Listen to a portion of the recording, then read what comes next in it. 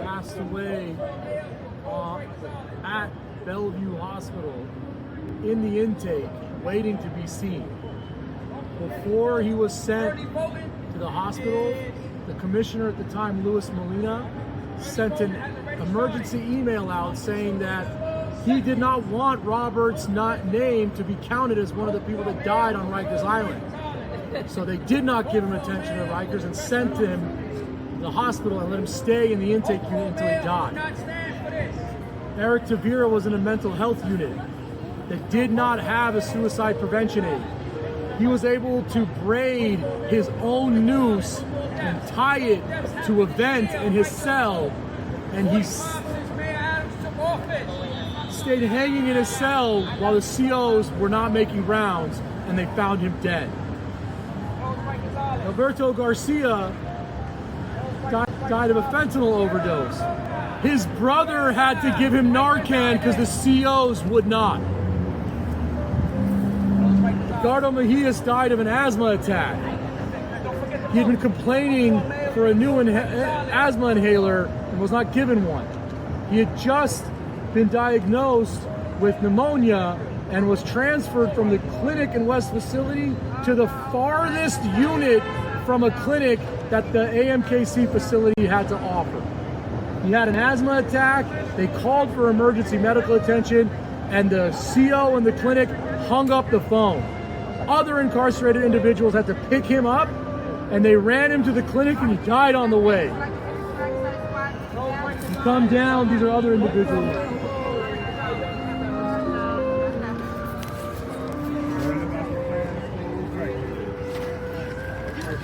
Manish Kunwar is a Nepali immigrant that won a visa lottery to come to the United States. He was on Rikers for, if I remember correctly, only 5 days, and he died of a methadone overdose. Shiva Williams had a cardiac incident, and the COs that came to provide emergency medicine were not CPR certified.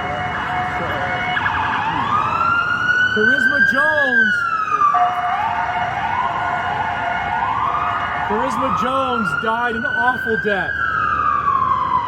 She died from complications to SJS, which is Steven Johnson syndrome. It's essentially an autoimmune reaction that makes your skin peel off. Prior to Charisma being sick, she was in a medlock for 3 days, and COs refused to allow CHS or correctional health nurses to see her. She died in a coma and was not able to speak to her mom. Learn about the plan to close Rikers Island.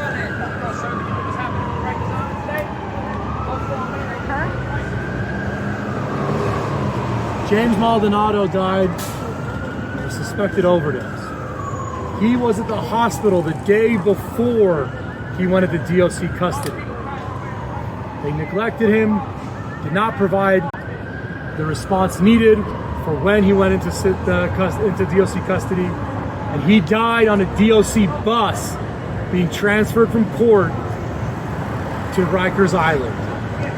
They did not stop the bus to provide medicine. They did not stop the bus to provide emergency services. They didn't even take him to the hospital. They took him to Rikers Island, where he died before any services could be brought to him. Every single one of these people were allowed to die. They were murdered by the inaction and the deliberate indifference of Department of Corrections.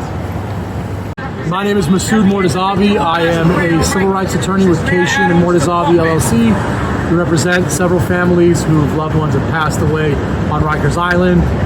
But really, we call for a change, systematic change. We need to shut Rikers Island down. We need everybody to open their eyes. This does not need to happen. None of these deaths should have happened, and we will continue to fight.